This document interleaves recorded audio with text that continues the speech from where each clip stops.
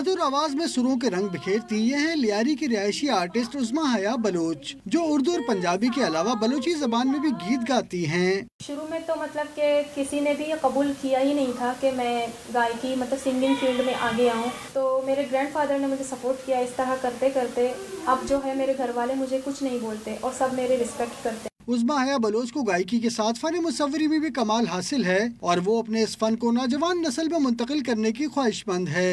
मैं यही चाहती हूँ कि हुकूमत मेरी माली मदद करे, माली ताउन करे ताकि मैं आगे बढ़ सकूँ। ऐसा इदारा मैं खोलूँ जिसमें मैं लड़कियों को आर्ट सिखाऊँ और सिंगिंग के बारे में मतलब कि बड़े बड़े उस्तादों को मैं वहाँ मतलब कि यहाँ उस इदारे में ले आऊँ, तो उस्ताद जो हैं उन लड़कियों को सिंगिंग सिखाएं जिससे वो अपने सपनों को पूरा कर सकें और आगे बढ़ सकें। लियारी में उस्मा हया बलोच जैसे बहुत से गुमनाम सितारे मौजूद हैं जिन्हें अगर हुकूमत मदद करे तो वो यकीनी तौर पर मुल्क और कौम का नाम रोशन कर सकते हैं। कैमरामैन नबील हसन के साथ महराज अख्तर, डॉन न्यूज़, कराची।